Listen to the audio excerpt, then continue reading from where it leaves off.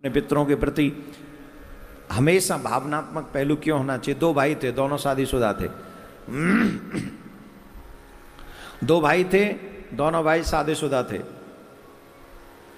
बड़ा भाई जो था वो पैसे वाला था। अच्छा, पैसे वाला होना भी एक तरीके से गलत नहीं है, लेकिन कुसंगति मिल जाए तो अपराध ही है, पाप ही है वो। अधिकांश पैसा व्यक्ति को गुमराह कर देता है, भ्रमित कर देता है, दूषित कर देता है। जब पैसा आता है ना चारों तरफ से, तो व्यक्ति फिर अभिमान की तरफ जाता है, भगवान की तरफ नहीं जाता है। तो वो बड़ा पैसे वाला था, छोटा थोड़ा सा ऐसा था, किसी दिन मिल गया किसी दिन नहीं मिला। वो ऐसा था, अलग अलग रहते थे, दोनों अलग अलग रहते थे। श्राद्ध पक्ष का समय आया तो बड़े ने छोटे से कहा कि भाई हमारे यहीं आ जाना, तुम तो कुछ कर नहीं सकते, हमारे यहीं आ जाना। बड़े भाई ने बुलाया। अच्छा, जो पैसे वाली थी उसे तो वैसे कोई काम नहीं होता था। छोटी वाली बड़ी भक्त थी, भजन इत्यादि भी करती थी, पितरों का भी बड़ा समर्पण करती थी, लेकिन घर की कंडीशन उसकी ठीक नहीं थी। तो उनके पिताजी का पितरों का श्राद्ध रहा। अब ये बड़े महोदय ने क्या किया कि श्राद्ध को भी पूरा तामझाम बना दिया। अपने ससुराल वालों को बुला लिया, सारे सट्टे सरे जो आ गई सब बुला ली। और वो जब रिश्तेदार आ गए तो वो श्राद्ध में ध्यान देने की बजाय उस पर ध्यान जा रहा था। साली जी कैसी हैं, सरेज कैसी है, साला कैसा है, उस पर ध्यान जा रहा था। लेकिन क्योंकि पंडित जी आए थे तो पंडित जी ने कहा कि भाई कुछ हवन इत्यादि कर दो। तो हवन उन्होंने पंडित जी के ना कहने से, वो जो क्या बोलते हैं उसको, कंडी सिलका के जो उस पर करते ना, पूरा हवन नहीं किया। क्या बोलते हैं उसको आपकी भाषा में? हमारे यहाँ तो अग्यारी कहते हैं, अग्यारी, अग्यारी कर दी। अब साहब ये दोपहर का कार्य करके इसको, मतलब देवरानी को ये भी नहीं पूछा तुम्हें भोजन करना है कि नहीं, उसे पूछा नहीं और वो उसने किया नहीं, कार्यदार्य करके वो चली गई। पितर आए, देखा ये तो अपनी ससुराल में बिजी है, इसने तो हमारा नाम तक भी याद नहीं किया, ये तो हमें सुध ही नहीं कर पा रहा है। तो बेचारों को कुछ मिली नहीं, अग्यारी करी थी तो वो सिर्फ राख चाट के वहां से चले गए। पितर आकर राख चाट कर चले गए। सोचा कि चलो अपने छोटे बच्चे के पास चलते हैं। वो अपने छोटे बच्चे के पास गए।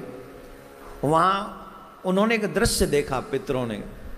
क्या दृश्य देखा कि वो बेचारी करना तो चाह रही है, रो रही है कि मैं आपको कैसे करूं, मैं, आप यहाँ पधारे होंगे जैसे बड़े भैया के यहाँ वैसे यहाँ भी आए होंगे, मैं तो दिल से चाहती हूँ कि कोई सेवा करूँ, मेरे पास कुछ नहीं है, मैं क्या करूँ। और सच्ची में उसके घर में आटा नहीं था, चावल नहीं थे, पति मांगने गया हुआ था तो मांगने से भी नहीं मिला था, उसकी स्थिति घर की नाजुक थी। कुल मिला के पितरों को उसके घर से भी भूखा ही लौटना पड़ा, उसकी मजबूरी थी। अब पितृलोक में पितर मिले, सब आपस में चर्चा करने लगे। कई पितर कह रहे थे अरे हमारे बेटे ने तो हमें बढ़िया सा हलवा खिलाया, पूड़ियाँ बनाई, कचौड़ियाँ बनाई, अरे हमारे बच्चे बहुत। कई लोग कहते हैं अरे हमारे ने तो मन से नहीं किया पर किया था, ठीक है। लेकिन अब इनकी बारी आई, इनसे पूछा भाई बताओ आपका क्या हुआ। अरे बोले क्या बताएं, जिस पे था उसने किया नहीं, वहाँ से तो राख चाट के आ गए, और जो करना चाहता था उस पे है नहीं। हम क्या करें, हम तो भूखे ही लौट आए वहाँ से। अचानक से उस परिवार के सभी पितरों ने सोचा कि कितना गलत है कि जिसके पास है वो हमें याद भी नहीं करता, और जिस पे नहीं है वो करना चाहता है, तो हम क्या करें। तो वो पितृलोक में नाचने लगे और नाच नाच के कहने लगे छोटे के पास पैसा हो जाए, छोटे के पास पैसा हो जाए, छोटे के पास पैसा हो जाए, इसके पास पैसा होना चाहिए।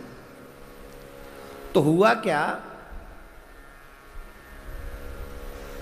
उसी दिन, उसे एक दो दिन बाद उसके बच्चे, छोटी देवरानी जो थी, छोटी जो बहू थी, उसके बच्चे कहने माँ भूख लग रही है, 2 दिन से कुछ खाया नहीं, खाने को दे दो।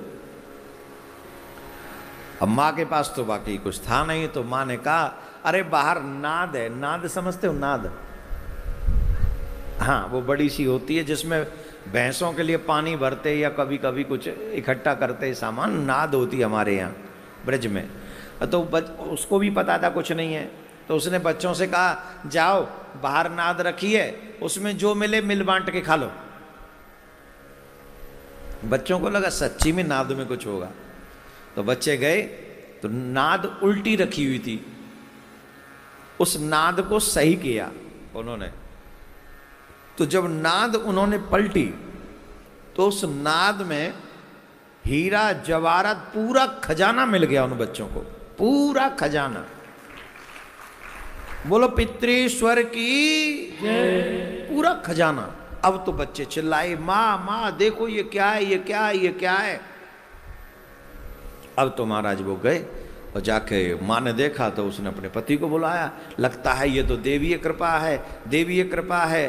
तो पति के मुख से निकला ये देवीय कृपा नहीं, ये हमारे पितृश्वरों की कृपा है, हमारे पितरों की कृपा है, हमारे पितरों को हमारे ऊपर दया आ गई। अब देखो ये अपने बड़े भाई से भी बड़ा धनवान हो गया और वो धीरे धीरे धीरे धीरे कंगाल हो गया। कंगाल क्यों हो गया? क्योंकि उसने अपने पितरों को होते सोते भी, होते हुए भी उसने नहीं किया हृदय से। जिस पे नहीं है उससे पितर रुष्ट नहीं होते। अपनी सामर्थ्य अनुसार एक पूड़ी ही खिला दो ब्राह्मण देवता को, ब्राह्मण भी न मिले तो गऊ को खिला दो, पितृ प्रसन्न हो जाएंगे। लेकिन होते सोते भी तुम अपने पितरों का कल्याण न कर पाओ तो फिर पितृ रुष्ट होकर ऐसी दरिद्रता तुमको प्रदान कर देते हैं। बड़ा भाई दरिद्री हो गया, छोटा भाई पैसे वाला हो गया, और छोटे भाई ने किसी भी पितृपक्ष में बड़ा यज्ञ करने से वो नहीं चूकता था। अपने पितरों के नाम से कभी गीता पाठ कराता, कभी गौ दान करता, वो करता ही रहता था और वो बढ़ता ही गया, बढ़ता ही गया। जो अपने पितरों के लिए शुभ कार्य करते वो कभी नहीं घटते।